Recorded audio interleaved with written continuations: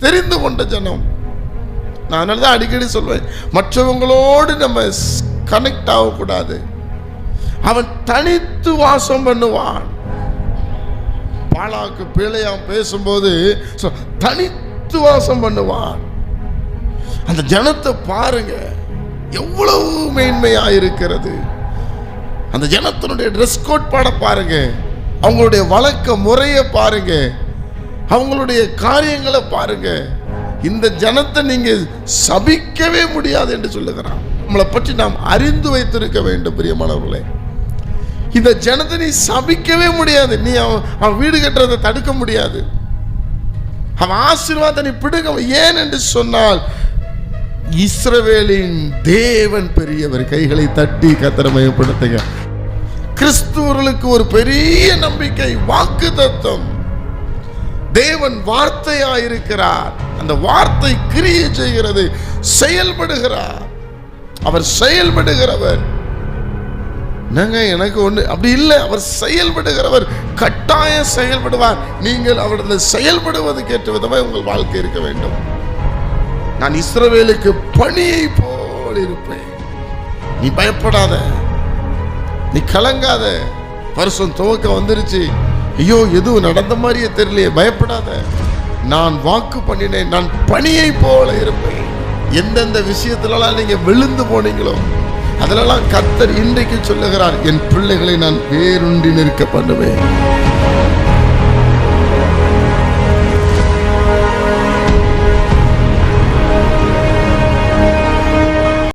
ஓசியா 14ஆம் அதிகாரம் 5ஆம் வசனத்தை நாம் வாசிக்க கேட்போம். நான் இஸ்ரவேலுக்கு பணியை போல் இருப்பேன், அவன் லீலி புஷ்பத்தை போல் மலருவான், லீபனோனை போல் வேரூன்றி நிற்பான். அல்லேலூயா. 3 விதமான ஆசீர்வாதங்களை இந்த வேத புத்தகம் நமக்கு சுட்டி காண்பிக்கிறது.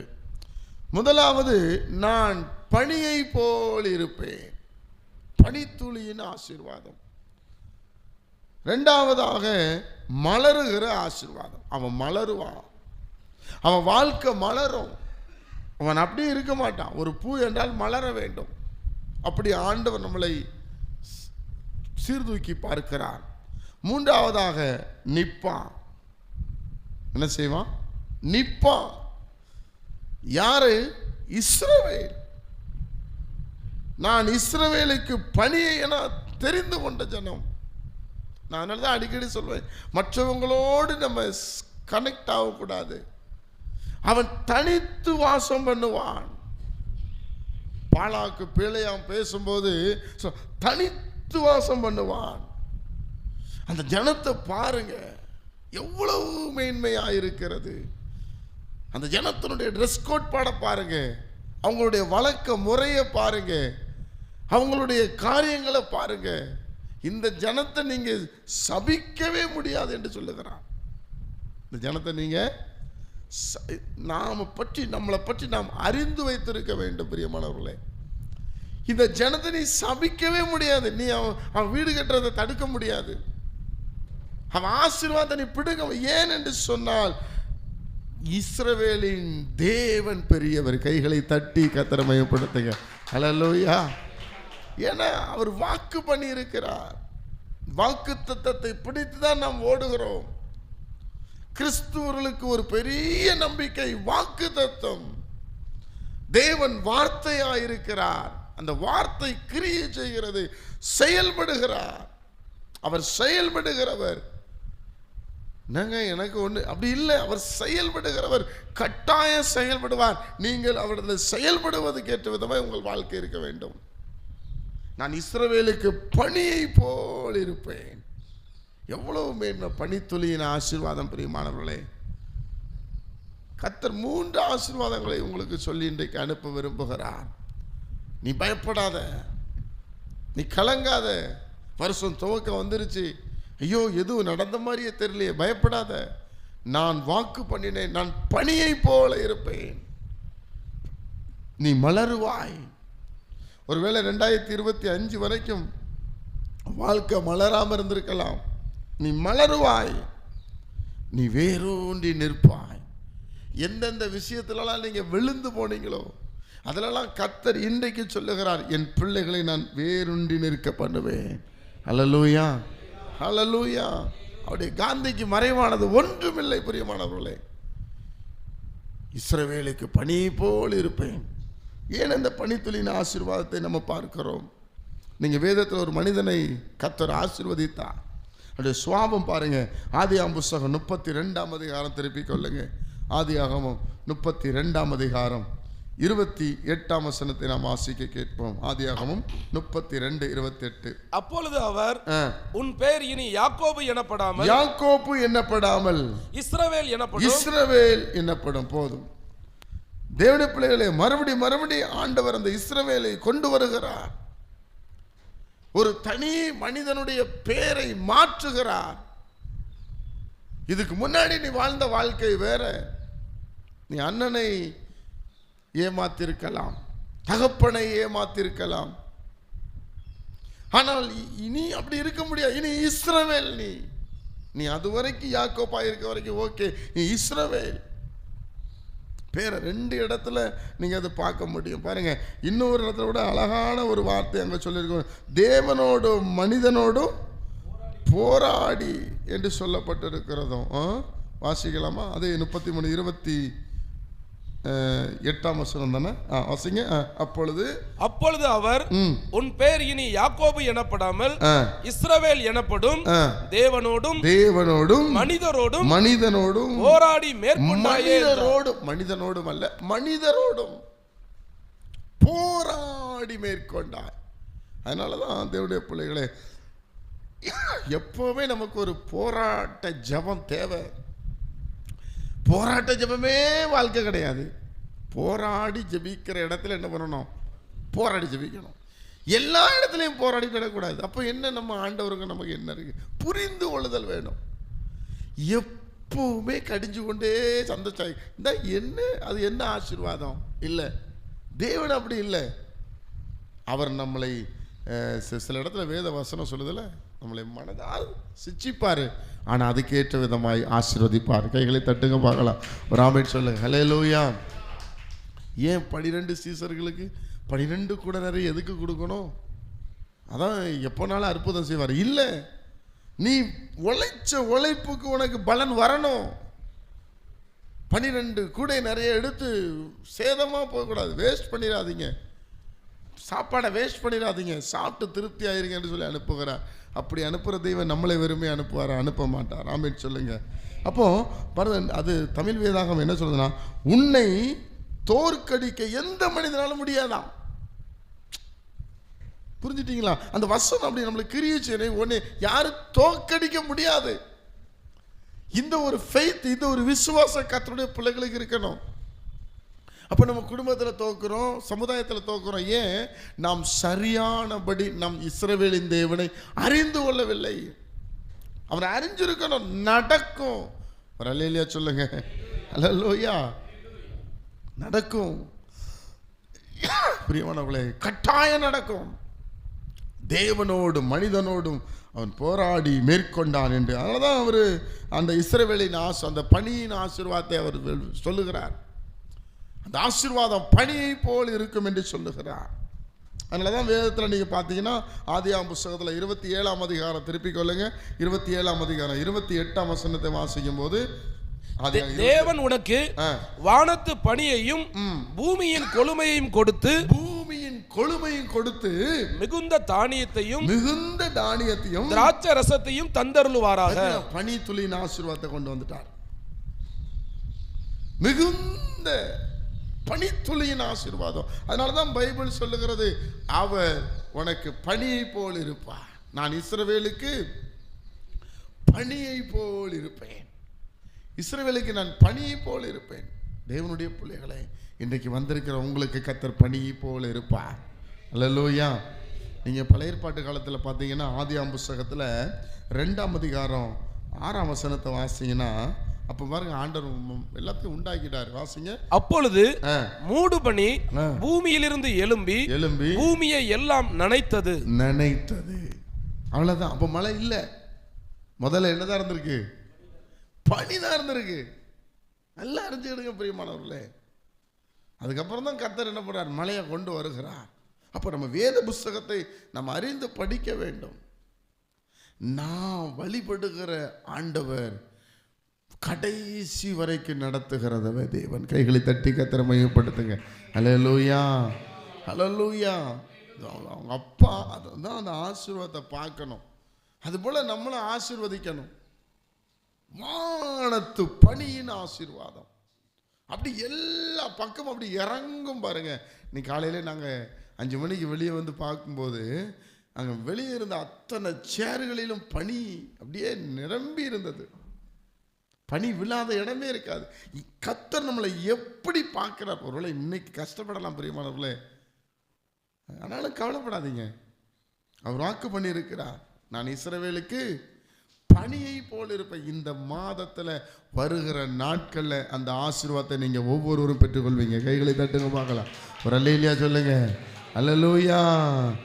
எனக்கொத்தாசை வரும் பர்வதம் நேராக என் கண்களை ஏறெடுப்பே. எனக்கொத்தாசை வரும் பர்வதம் நேராக என் கண்களை ஏறெடுப்பே. வானமும் பூமியும் படைத்த வல்ல தேவனிடமிருந்தே. வானமும் பூமியும் படைத்த எண்ணுக்கடங்கா நன்மைகள் வருமே என் கண்கள் ஏறெடுப்பே. எண்ணுக்கடங்கா நன்மைகள் வருமே என் கண்கள் ஏறெடுப்பே. எனக்கு தாசை வரும் பர்வதம் நேராக என் கண்களை ஏறெடுப்பே. எனக்கு தாசை வரும் பர்வதம் நேராக என் கண்களை ஏறெடுப்பே. வலப்பக்கத்தில் நிழல் அவரே வலுவாமல் காப்பவர் அவரே. வலப்பக்கத்தில் நிழல் அவரே. சூரியன் பகலில் சந்திரன் இரவில் சேதப்படுத்தாதே. சூரியன் பகலில் சந்திரன் இரவில் சேதப்படுத்தாதே. தாசை வரும் பர்வதம் நேராக என் கண்களை ஏறெடுப்பே. எனக்கு தாசை வரும் பர்வதம் நேராக என் கண்களை ஏறெடுப்பே. அல்லேலூயா. கிதியோன் என்ற ஒரு மனிதன் இருந்தார். ஆண்டவர்கிட்ட சொல்லும் போது அந்த பனி மேலே பட்டிருக்கணும் அப்படி சொல்கிறேன். தேவனிடத்தில் தேவனுடைய பிள்ளைகளே, ஆனால் ஒரு சின்ன கோத்திரம், பெரிய ஒரு மணலத்தனையான ஜனங்கள் என்று வேதம் சொல்லுது. கர்த்தர் மேலே வச்சிருக்கிற அந்த நம்பிக்கை மாத்திரம்தான் உங்களுடைய எல்லா அவிசுவாசத்தை உடைக்கும். அல்லேலூயா. அதுதான் இந்த உலகத்தை, உங்கள் விசுவாசமே இந்த உலகத்தை என்ன பண்ணும், ஜெயிக்கும். வேற எதுவுமே உலகத்தை ஜெயிக்க முடியாது. உலகம் நம்மளை சுற்றிக்கிட்டு பாரப்படுத்திக்கிட்டே இருக்கும். அந்த உலகத்தை ஜெயிக்கணும்னா, ஏசப்பா நீங்கள் என் கூட இருக்கிறீங்க, ஏசப்பா நீங்கள் என் கூட இருக்கிறீங்க, நீங்கள் என்ன நடத்துவீங்க, இது உங்களால் மட்டும்தான் முடிகிறது என்பது ஒரு பெரிய அசைக்க முடியாத நம்பிக்கை நமக்கு இருக்கணும். அல்லேலூயா. சூழ்நிலை பார்த்தா என்ன பண்ணிடுவோம், விழுந்துருவோம். சூழ்நிலை பார்த்தா பயந்துருவோம். சூழ்நிலை பார்க்கக்கூடாது, கர்த்தரை பார்க்கணும். கை தட்டுங்க பார்க்கலாம். ஒரு ஆமென் சொல்லுங்க. அல்லேலூயா. சூழ்நிலை மாறி தான் இருக்கும். இன்னைக்கு சூழ்நிலை தண்ணியே இல்லை. சமாரியாவில் ராஜா சொல்றாரு, தீர்க்கதரிசி வர சொல்றீங்க. வர்றாரு எலிசா. நாளை காலையில் தண்ணி வரும். வந்துடுது. தேவனுடைய பிள்ளைகளே, நான் இஸ்ரவேலுக்கு பனி போல் இருப்பேன். இன்னைக்கு வந்திருக்கிறவங்களுக்கு கட்டாயம் கர்த்தர் பனியின் ஆசீர்வாதத்தை கொடுப்பார். அல்லேலூயா. நீங்கள் மலருவீங்க, உங்கள் வாழ்க்கை மலரப்படும். அதாவது தேவனுடைய பிள்ளைகளை, நம்ம ஒருவேளை இதுவரைக்கும் நீங்கள் சுருங்கி இருந்திருக்கலாம். இந்த காலை வேளையில் உண்மையை சொல்லுகிறேன், உங்கள் லீபனோனை போல மலருவார். அல்லேலூயா. அப்படிதான் சொல்கிறேன் ஆண்டவரம் வளருவான்ப்பா. ஏன் என்று சொன்னால் அதே வசனத்தை நீங்கள் முன்ன 1ஆம் அதிகாரத்தில் நீங்கள் அந்த 1ஆம் வசனத்தை வாசிக்கும் போது, அதே ஓசியா 14ஆம் அதிகாரம் 1ஆம் வசனத்தை நீங்கள் வாசிக்கும் போது இஸ்ரவேலை குறித்து சொல்லுகிறோம். இஸ்ரவேலே, உன் தேவனாகிய கர்த்தரிடத்தில் திரும்பு, நீ உன் அக்கிரமத்தினால் விழுந்தாய். என்ன சொல்ற பார்த்தீங்களா? திரும்பி வா, என்கிட்ட வா என்று கர்த்தர் சொல்லுகிறார். என்னை நம்பு, நம்பிக்கைய மேல வரட்டும். நான் உன்னை இப்படியெல்லாம் ஆசீர்வதிக்க விரும்புகிறேன். நீ செய்த குற்றங்களை பாரு, திரும்பு, நீ அக்கிரமத்தில் விழுந்தாய். எதை கொண்டு திரும்பு? அடுத்த வசனத்தை வாசிக்கும் போது, வார்த்தைகளை கொண்டு கர்த்தரிடத்தில் திரும்புங்கள், அவரை நோக்கி, தேவரீர் எல்லா அக்கிரமத்தையும் நீக்கி எங்களை தயவாய் அங்கீகரித்தருளும், அப்பொழுது நாங்கள் எங்கள் உதடுகளின் காளைகளை செலுத்துவோம். பார்த்தீங்களா? எல்லா அக்கிரமத்தையும் நீக்கி எங்களை தயவாய் அங்கீகரியும். அதனாலதான் இவ்வளவு சிரமப்படுகிறோம், இவ்வளவு ஒடுக்கப்படுகிறோம். நாமவே ஒரு வழியில ஓடிக்கிட்டு இதுதான் கடவுளுடைய வழின்னு சொல்றோம். கிடையாது. அவருடைய வழி என்ன? நான் கடந்த நேற்று தினத்தில் வாசிக்கும் போது ஒரு வசனம் 119ஆம் சங்கீதத்தில் பாருங்க, 1ஆம் 2ஆம் வசனத்தை வாசிங்க. அற்புதமான ஒரு பகுதி. சங்கீதம் 119 1 2 3 வசனம். கர்த்தருடைய வேதத்தின்படி நடக்கிற உத்தம மார்க்கத்தார் பாக்கியவான்கள்.